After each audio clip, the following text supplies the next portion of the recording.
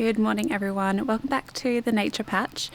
It's a bit of a dreary day here again on the south coast of New South Wales. I feel like I say that in a lot of videos, but that's just the truth. But today I really wanted to just plant a few things in the garden and thought I would just share what I am getting up to today in the garden. The main job that I have to do today is planting out some of these garden beds behind me, and what I'm going to be doing is planting a few more medicinal herbs and plants, because this is my like zone 1 permaculture patch, where zone 1 is generally the closest to your house, so you can just come out really easily and pick what you need. And I like filling this garden with things like greens and herbs and medicine plants that is really close to the house, so I don't have to get too wet if it's raining or too cold. I can just come out and grab what I need. And I also have a few other things that I want to do today. I really want to get a whole tray of Statice planted, because I am going to be planting quite a lot of flowers. So I want to plant some Statice seeds and also some cornflower seeds. I haven't really gotten around to that yet just because it's been so wet, and cornflowers don't really like too wet soils. They like fairly well draining soil. Right, so I'll see what I can get done in between the rain periods. But I think first I want to get the seeds sown, because I definitely want to get that done this weekend. I like to get all of the jobs that I have to get done, I like to get them done first if I can. So I'll do that, and then I will share what I'm planting in this garden bed, all of the kind of herbs, and I'll give you a little bit of a tour of what I already have planted after I get these seeds sown.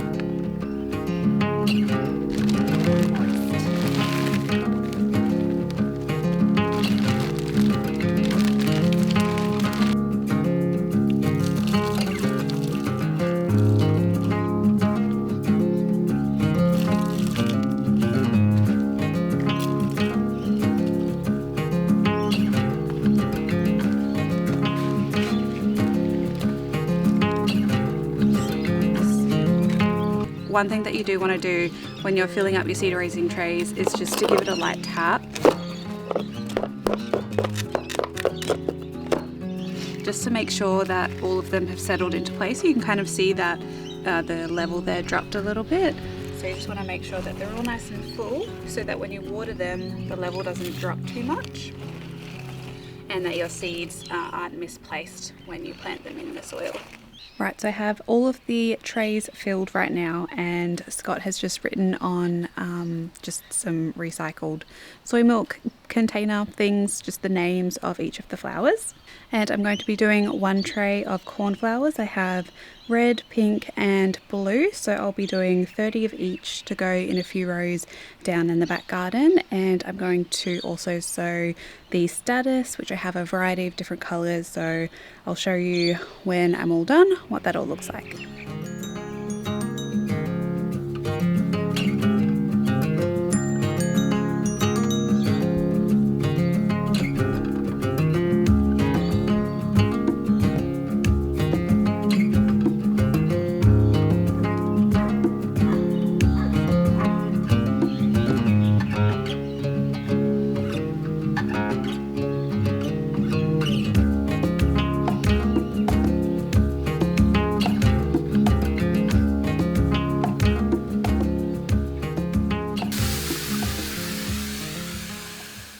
Right, so all of those trays are fully planted now. I got these seeds both from Wild Violet Flower Farm and the Seed Collection. I really love getting seeds for flowers for both of those places. I know a lot of people ask where I get my seeds from, and I always do have a few links in the description of where I get a few things, but that is where these were from. All of the cornflower seeds were from the Seed Collection, and some of the Statice was from Wild Violet Flower Farm. So I'm hoping these grow well and we can have some gorgeous flowers in a few months.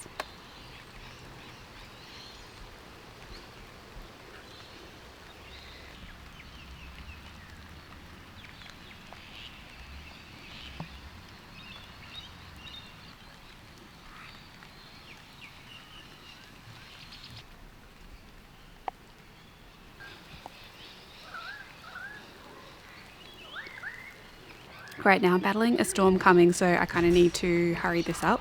But I wanted to quickly just show you what I am planting, and if I get it done today, I get it done. If I don't, I don't. But the first one that I'm planting is a classic in any cottage garden or medicinal garden, and that is chamomile. It has such gorgeous foliage, the flowers are beautiful, and I love the scent and the medicinal properties of this. It's used for reducing anxiety, I think also reducing inflammation, and it's just a really calming drink and plant to have around in the garden. It's also great to kind of confuse insects and bugs. So if you are planting things like greens and lettuces or brassicas or some other kind of veggie around the herbs, it's quite strong in its scent, so it can confuse other bugs that are flying around.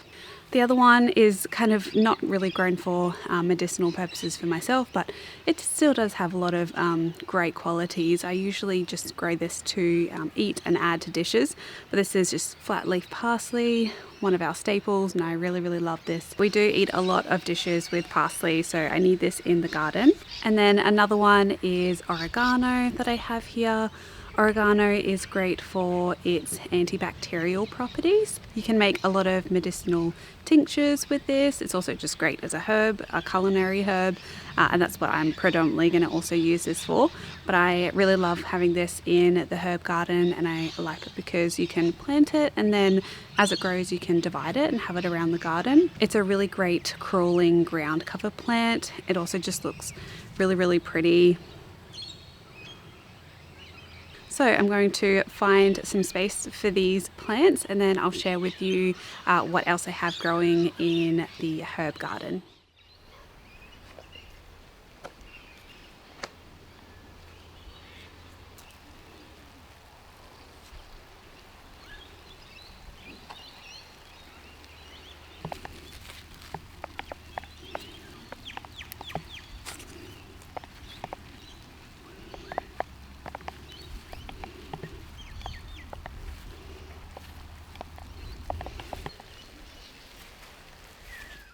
So you would have seen when I planted this parsley, I added a little bit of potting mix in, and that's just because with all this rain that we've been having, and we do have clay soils as well here, the soil is really waterlogged, and parsley and a lot of other herbs, they like well draining soil, which is something that we don't really have right now. So the way you can get around that is by just planting it up a little bit higher than the surface of the soil. So by adding things like potting mix and building it up a little bit, rather than planting the plant in line with your original soil, building it up a little bit, which is what I've done with some of the other herbs. Just make sure that the roots aren't going to get really, really waterlogged, and it's just going to be a tiny bit drier for the plant, which is generally what these herbs like.